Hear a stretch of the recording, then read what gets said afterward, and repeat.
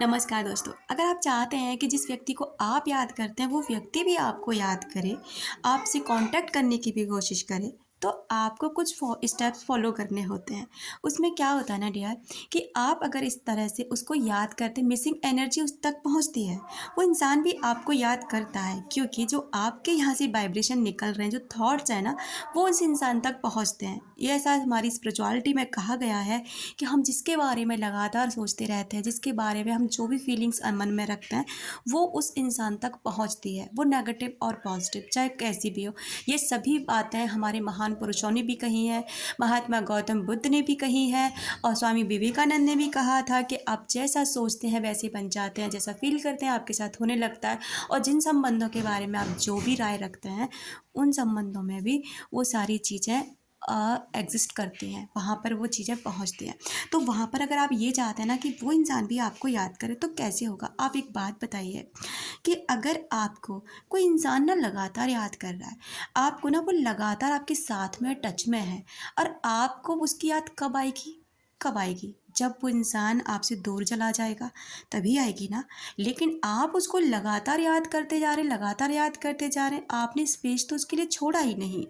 आपको क्या करना होता है कि लेट गो करना होता है डियर। अगर आप लेट गो नहीं करेंगे तो वो इंसान को तो एनर्जी आपकी मिल रही है, वो क्यों आपको याद करेगा, वो क्यों आपकी लाइफ में आना पसंद करेगा, जबकि उसे पता है कि आप उसे हर समय याद कर रहे हैं। इसलिए लेट गो का मतलब होता है याद आई, ठीक है, मुस्करा के छोड़ दीजिए, वो लम्हे आपने जिए, आपको पता है। लेकिन यहाँ पे ना आपको छोड़ना होता है। लेट गो का मतलब होता है प्रेजेंट में उसे छोड़ दो और आगे बढ़ो, अपने माइंड को बिजी करो। आपको क्या लगता है कि आप अपने हाथों से बिजी हैं, अपनी बॉडी से बिजी हैं, तो आप कहीं बिजी हैं? नहीं, आपको अपने माइंड से बिजी होना होता है। आपका माइंड ही तो है जो सारा गेम करता है, आपका माइंड ही तो है जो सारे थॉट्स को प्रोड्यूस करता है, आपका माइंड ही तो है जो नेगेटिव पॉजिटिव ओवर थिंकिंग सारी चीज़ें वही तो करता है।